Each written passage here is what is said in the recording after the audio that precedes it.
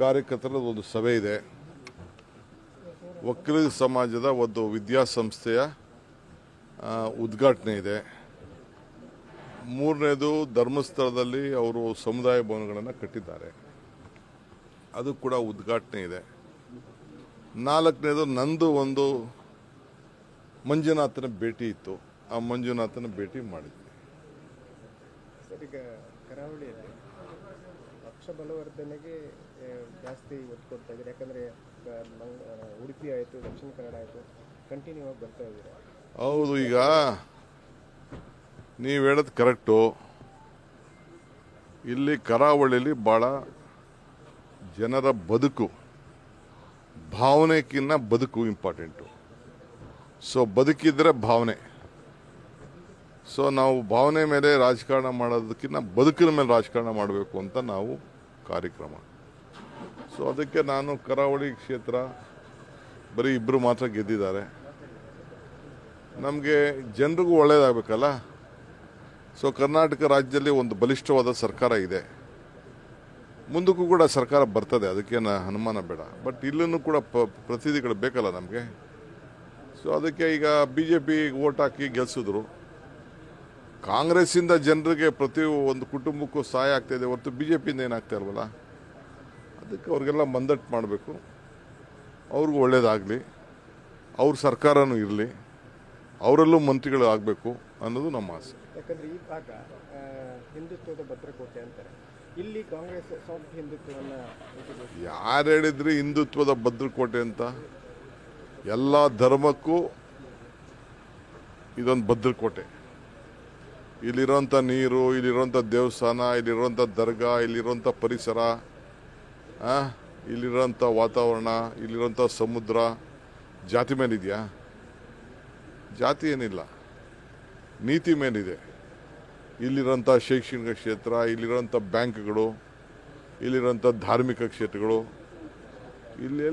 ಎಲ್ಲಿದೆ? ಇದು ಎಲ್ಲರಿಗೂ ಇದೆ. ಇದೇನು ಬರೀ ಹಿಂದೂ ಅನ್ನೋದಿಲ್ಲ. ಕೆಲವ್ರು ಮಾತ್ರ ಹಿಂದೂ, ನಾವು ಮುಂದು ಅಂತಾರೆ. ನಾವು ಹಿಂದೂ, ಕ್ರೈಸ್ತರು, ಮುಸಲ್ಮಾನರು, ಸಿಖ್ರು, ಜೈನರು, ಒಕ್ಕಲಿಗರು, ಲಿಂಗಾಯತರು, ಬೇರೆ ಬೇರೆ ಬಿಲ್ಲವರು, ಎಲ್ಲ ಜನಾಂಗನೂ ನಾವು ಒಂದು ಅಂತೀವಿ ಅಷ್ಟೇ. ನಮಗೂ ಅವ್ರು ಏನಾದ್ರು ಮಾಡ್ಕೊಳ್ಳಿ, ನಮ್ಮದು ಎಲ್ಲ ವರ್ಗದ ಜನರಿಗೂ ನಾವು ರಕ್ಷಣೆ ಮಾಡಬೇಕು. BJP ಬಿಡಿ, ಅವ್ರದ್ದು ನಾನು ಯಾಕೆ ಅವ್ರ ಸುದ್ದಿ ಹೋಗೋಣ, ಅವ್ರ ಟೀಕೆ ಯಾಕೆ ಮಾಡಕ್ಕೆ ಹೋಗೋಣ? ಅವ್ರೇನು ಹೋದ್ರು ಇಡೀ ರಾಜ್ಯ ಜನ ಒಪ್ಪಬೇಕಲ್ಲ. ರಾಜ್ಯ ಅಂದರೆ ಕರಾವಳಿ ಪ್ರದೇಶ, ಮಲೆನಾಡು ಪ್ರದೇಶ, ಹಳೆ ಮೈಸೂರು, ಕಲ್ಯಾಣ ಕರ್ನಾಟಕ, ಕಿತ್ತೂರು ಕರ್ನಾಟಕ, ಮಧ್ಯ ಕರ್ನಾಟಕ, ಬೆಂಗಳೂರು, ಇವೆಲ್ಲ ಕಾರಣ. ಈಗ ಜಾತಿ ಗಣತಿ ವರದಿ, ಈಗ ಕೆಲವು ಸಮುದಾಯದವರು ಅದನ್ನು ಬಿಡುಗಡೆ ಮಾಡಬಾರ್ದು, ಜಾರಿಗೆ ತರಬಾರ್ದು ಅನ್ನೋದು ಒತ್ತಡ ಇದೆ. ನಿಮ್ಮ ಮೇಲೂ ಇತ್ತು, ಲಿಂಗಾಯತರ ಇದ ಮೇಲೂ ಇತ್ತು. ಆದರೆ ನಿನ್ನೆ ಒಂದು ಪತ್ರ ಬರೆದಿದ್ದಾರೆ ರಾಹುಲ್ ಗಾಂಧಿ ಅವರು. ಅದರ ಒಂದು ಸಾರಾಂಶ ಏನಂತ ಹೇಳಿದ್ರೆ, ಇದನ್ನು ಬೇಗ ಜಾರಿಗೆ ತನ್ನಿ, ದಿಸ್ ಇಸ್ ಅ ಟೈಮ್ ಅಂತ ಹೇಳಿದ್ದಾರೆ ಆ ಲೆಟ್ರಲ್ಲಿ. ನಾನಿನ್ನ ಲೆಟರ್ ನೋಡಿಲ್ಲ. ಕಾಂಗ್ರೆಸ್ ಪಕ್ಷ ಎಲ್ಲರಿಗೂ ಕೂಡ ಸರಿಸಮಾನತೆಯಿಂದ ತೆಗೆದುಕೊಂಡು ಹೋಗಬೇಕಾದಂಥ ಒಂದು ಮೂಲ ಧರ್ಮ ಇದೆ, ಸಿದ್ಧಾಂತ ಇದೆ, ಎಲ್ಲರಿಗೂ ನ್ಯಾಯ ಕೊಡಬೇಕು ಅನ್ನೋದಿದೆ. ರಾಹುಲ್ ಗಾಂಧಿಯವರು ಯಾರಿಗೂ ಅನ್ಯಾಯ ಆಗಬೇಕು ಅಂತ ಎಲ್ಲೂ ಹೇಳಿಲ್ಲ. ತುಳಿತಕ್ಕೆ ಒಳಗಾದಂಥ ಸಮಾಜಕ್ಕೆ ಹೆಚ್ಚಿಗೆ ಶಕ್ತಿ ಕೊಡಬೇಕು ಅನ್ನೋದಿದೆ. ಯಾವುದೇ ತುಳಿತಕ್ಕೆ ಒಳಗಾದಂಥ ಸಮಾಜಗಳಿರಲಿ, ಯಾವುದೇ ಈಗ ಜೈನರಲ್ಲಿ ಬಡವರಿಲ್ವಾ, ಬ್ರಾಹ್ಮಣರಲ್ಲಿ ಬಡವರಿಲ್ವಾ, ಲಿಂಗಾಯತರಲ್ಲಿ ಬಡವರಿಲ್ವಾ?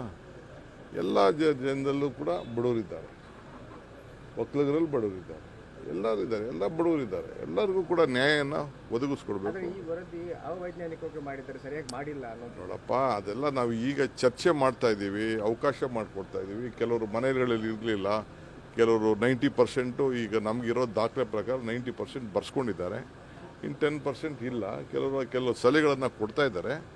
ಎಲ್ಲರಿಗೂ ನ್ಯಾಯ ಒದಗಿಸ್ಕೊಡ್ತೀವಿ, ಸ್ವಲ್ಪ ತಾಳ್ಮೆಯಿಂದ. ಇನ್ನು ಬೇಕಾದಷ್ಟು ಟೈಮ್ ಇದೆ. ಕೆಲವನ್ನೆಲ್ಲ ನಮ್ಮ ಮಂತ್ರಿಗಳೆಲ್ಲ ಹೇಳಿದಾರಲ್ಲ, ಇದಕ್ಕೆಲ್ಲ ಈಗ ಜಸ್ಟ್ ಪುಸ್ತಕ ತೆಗೆದು ನಮ್ಮ ಕೈ ಕೊಟ್ಟಿದ್ದಾರೆ. ನಾವು ಇನ್ನೂ 2 ದಿನ 3 ದಿನ ಅಧ್ಯಯನ ಮಾಡಿದ್ದೀವಿ, ಚರ್ಚೆ ಮಾಡ್ತಾ ಇದ್ದೀವಿ. ಇನ್ನು ಇಲ್ಲಿಗೆ ಇದು ಏಕಾಏಕಿ ಯಾವ ತೀರ್ಮಾನ, ಆ ಥರದ ತೀರ್ಮಾನ ಯಾರೂ ತೆಗೆದುಕೊಳ್ಳುವುದಿಲ್ಲ.